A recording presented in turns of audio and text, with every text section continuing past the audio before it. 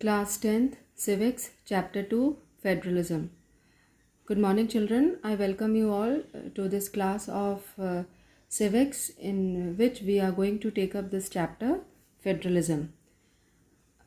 In our previous chapter, we have discussed about the different types of power sharing or forms of power sharing.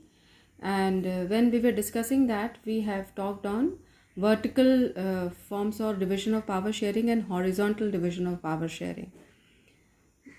While discussing vertical division of power sharing, we have also said that it is largely refers to the different levels of government. And in those levels of government, we have talked about central government, state government, and the local government. Now, these levels of government, which have been designated different responsibilities and power, taking into consideration the needs and the requirement of the people of those regional denominations, so that they are able to solve their problems, so they are able to come up to the to the different nature of problems that exists at the grassroots level. And it becomes convenient for them to take it up and finally bring solutions to their problems. So largely this vertical division of power sharing is referred to as federalism, because there are levels, variations, and this federalism had got its theory, and that was being formulated when there were constitution that got set up after India got independence, that led towards different constitutional provisions which has over the years strengthened federalism in our country. Now let us begin with the formal discussion of federalism. Now we will start about federalism by taking up the country Belgium and Sri Lanka in a small context, and we will just take it up, and we will see how in Belgium, when there were different communities that were residing. You all remember it was a French community, Dutch and Germans. They were only 1%, they were in minority. So there were different communities that resided in Belgium. And Belgium decided that it is going to give importance to all the different communities that existed in their country.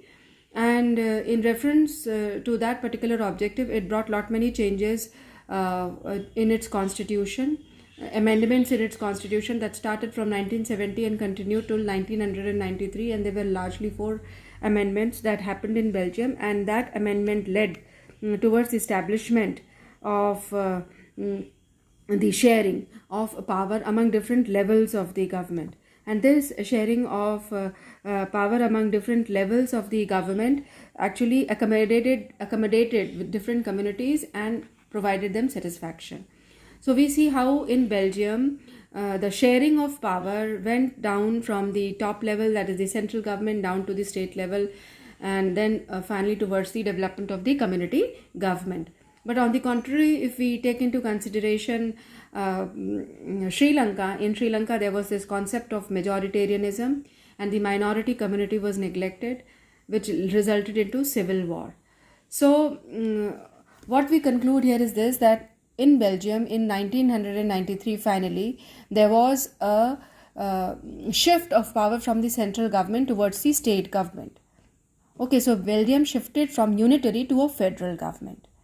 Now, because this is the context, or this is the main objective of this chapter, what is federalism? So federalism means there are federations, there are different levels of government, there are state governments, there are community government or local government if we talk about our country, apart from the central government. So Belgium, after amending its constitution 4 times, finally shifted from a unitary government to a federal government, because it wanted to accommodate the diverse community that existed in its country. Sri Lanka, it continued to be a unitary system, and that is why it still faces lot many problems related to civil war. There are internal dissension, there are internal fights, and these Sinha Tamilians, they are always trying to make out a separate entity for themselves, which is actually creating lot many issues in that country, and probably not bringing that smooth and balanced growth and development of that country. So we conclude here that federalism is a system of government in which the power is divided between the central authority and various constituent units of the country. Central government is there, then we are having state governments, and then local government. In our country, there was Panchayati Raj system that got established after 1990, largely in the year 1992, with the amendment in the constitution, and that led towards the establishment of Panchayati Raj system that we will be taking up as we will be proceeding in the chapter. So here you are clear with the meaning of federalism. What we understand by federalism? Federalism, it is a system of government. What it is a system of government where the power is divided between the central government and the various constituent units of the country. So this is basically done for ease, for having ease in the governance. Now we move down and talk about the key features of federalism. Now, first important characteristic of federalism is that there are more than two or one level of government. It is not unitary government. There are different federations, so we are having two or more levels of government. So that is one important characteristic feature of federalism. Second is then in federal form of a government, there are different levels of government, and these levels of government, they have got their own jurisdiction in matters related to legislation, taxation and administration. What do we understand by this? Now here, children, you have to understand the meaning of this word that has come up, that is called as jurisdiction. When we are speaking jurisdiction, it refers to the area, it refers to the to my rights, to my to the extent I can exercise my rights. So this exercising of rights within my purview is my jurisdiction. Okay, so state government can take decisions pertaining to their specific states. Central government can take decision for the entire country. Local or regional government can take decisions to their local area. So that is their jurisdiction. So it is largely referred to as the area where someone has legal authority to take decision pertaining to the changes in the or legislation in the policies, bringing out the system of taxation, or how they would like to administer their own country. For example, right now when we are talking about this COVID-19 policy initiatives in reference to lockdown, the government has now relegated the responsibilities to the state governments. Now it is now the state governments which is going to take the decision pertaining to opening up of certain government institutions, organizations, if they want to, or if they don't want to, if they can continue, if they want to continue with the lockdown, and that also that actually depends upon the situation of the spread of disease. So now it is the area of state government, the jurisdiction of the state government. This is what we mean by the word state jurisdiction. So the second feature of federalism is that the different levels of government, they have got their own area or legal of decision making, or where they have got that legal authority to bring changes or to bring amendments. Then third is jurisdiction of the government. They are also specified in this constitution. So in federalism, so which area has to be dealt by which level of government, that is clearly mentioned in the constitution. So there is no confusion onto that.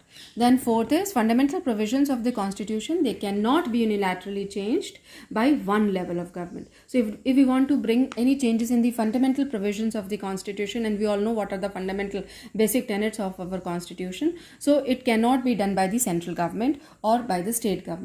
So all the governments, that is at the parliament, they have to sit together, they have to debate and discuss upon, and if those changes are accepted by 2/3 majority members of the parliament, only then those changes can be incorporated.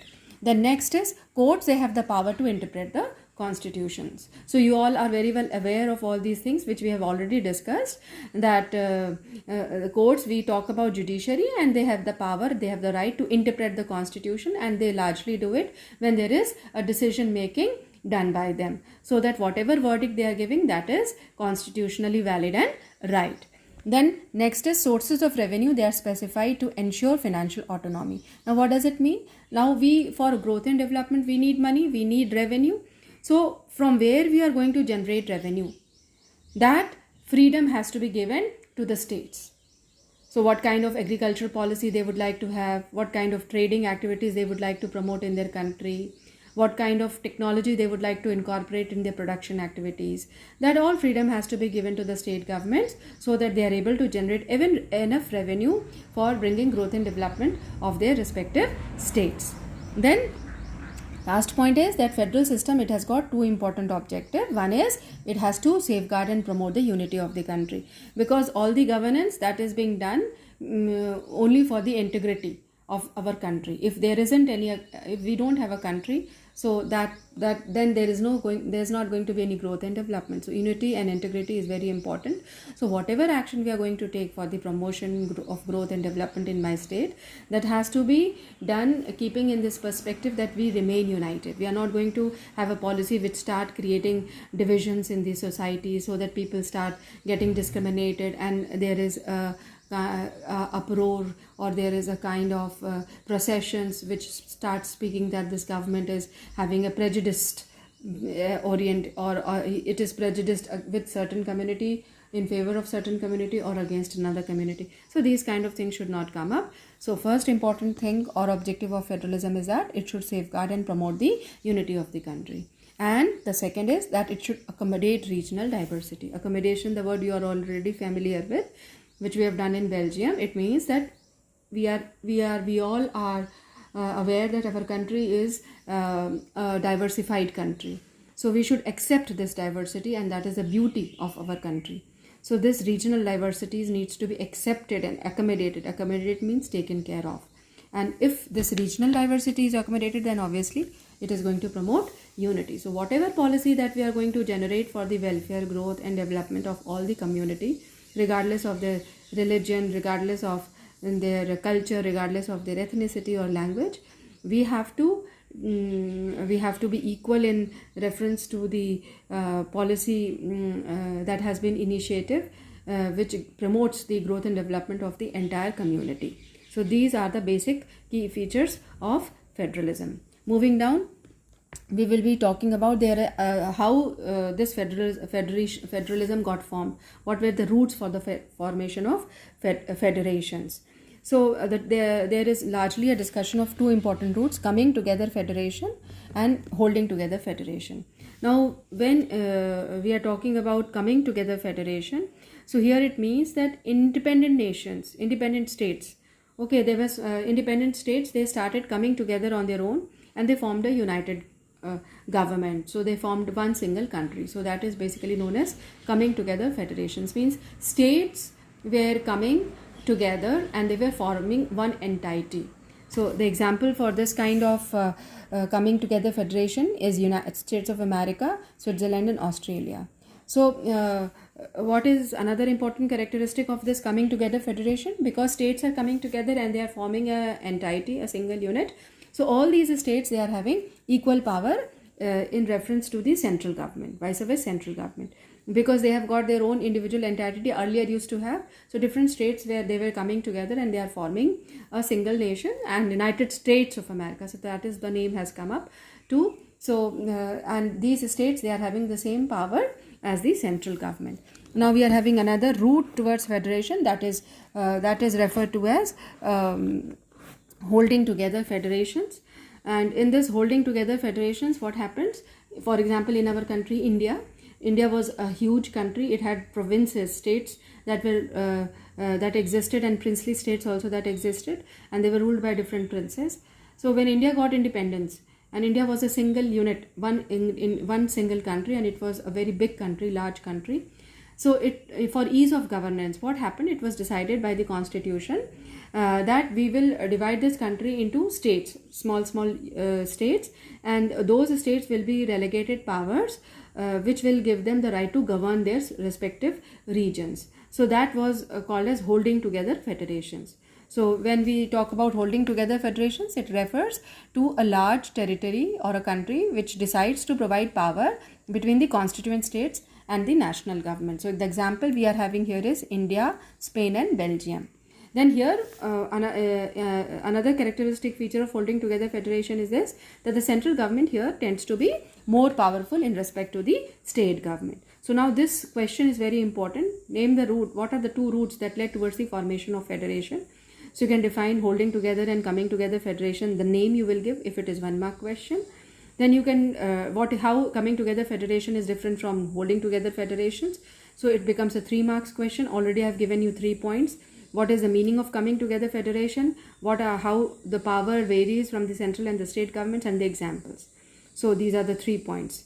So this question is normally asked, generally asked, either in 1 mark, 3 mark or 5, not 5 marks, but 1 mark or 3 mark questions.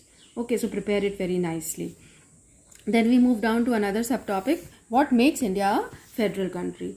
So it is already the key features that we have talked about, that is enshrined in our constitution, actually makes India a federal country. But let us discuss it. India got independence from British rule after 200 years of fight or British subjugation. So India, when was free, it had lot many princely states.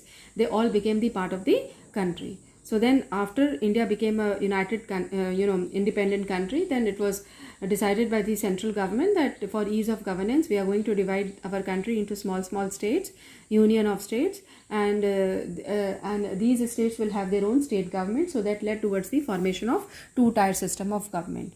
And later on, when grassroots people or poor people, they were not getting the fruits of development, it was decided by the country to further break down this level of government and change India from a 2-tier governance to a 3-tier governance, and that led towards the formation of panchayats and the municipalities.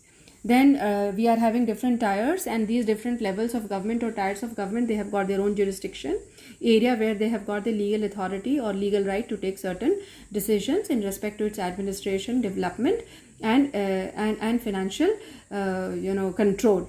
Then constitution, it has clearly provided that India is a 3-fold distribution or a 3-tier government, and the 3-fold distribution of power should be done.